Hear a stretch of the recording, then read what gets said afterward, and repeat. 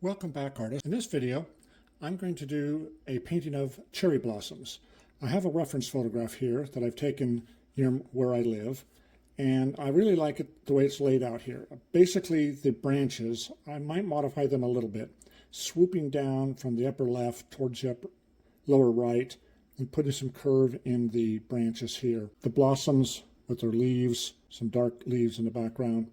I think that'll make a nice contrast. I'm going to remove all these buildings and the cars and everything here and probably just have a sky. But this is the source reference.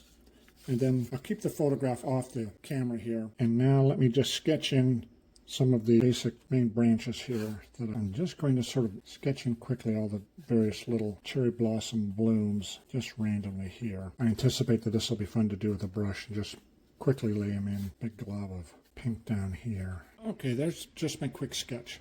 I've got basically the descending branches here. I've blocked out sort of the area I want the cherry blossoms to be.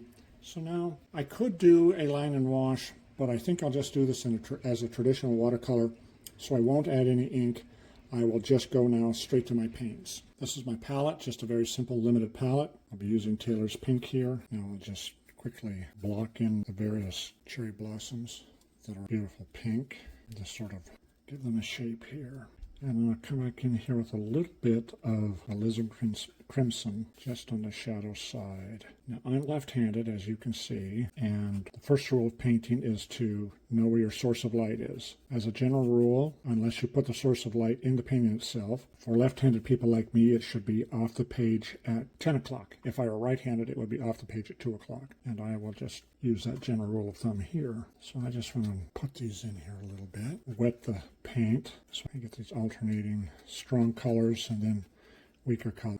Let's block some more in up here. Right, there's some pink, so let's add a little more alizarin crimson. Help define our touch a little bit. Let the water run the paint a little bit so we have lots of lost edges here and there. All right, let's put in our branches here a little bit. I'm just going to give the hint of them here a little bit. Maybe intermittently visible. This is quinacridone burnt orange that I'm using. I really love this color. All right, just a little bit here. And since I like a fast loose painting, these little blotches don't bother me. I add a little Prussian blue here a little bit. Just touch it here and there. All right. Okay, now, cherry tree actually has some green leaves here, and they're dark green. I'll use my Viridian. They're not really a sap green, but just like that, I'll try to, similarly to the way I did the pink, I will do that here with the green to help contour. Give a little accent here. Give a defining leaf shape here periodically. Kind of turn it and twist it. These are sort of flopping around every which way here. Now I need to come back in here, so I will add a little Prussian blue to my green. Obviously there's blue in green already, but I need to give a little bit better contrast. And then I can scrape through it a little bit.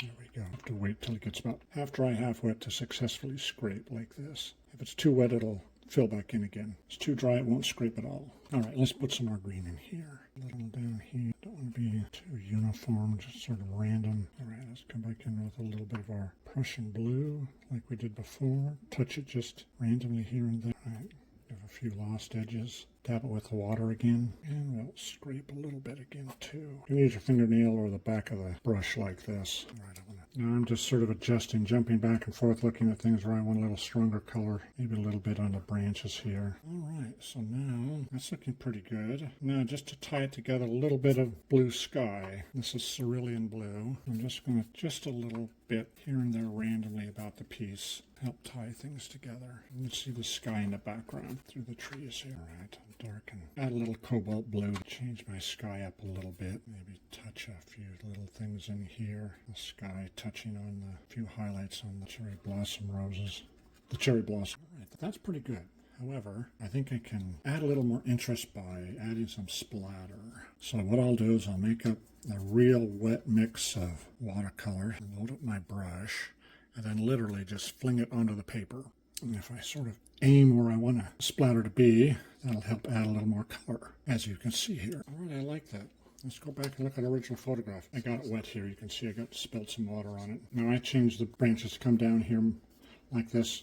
Sort of kept that branch coming across here, basically alternating greens. And I accented this, like I said, more coming down diagonally across the paper which I like. Added a little bit of splatter in the end. I like that. I think that's effective. All right, I'll let that dry, and then I'll sign it, and then I'll share with our friends online. Thank you so much, everyone. Please subscribe, please give me a thumbs up, and we'll see you on the next one. Thanks. Bye-bye.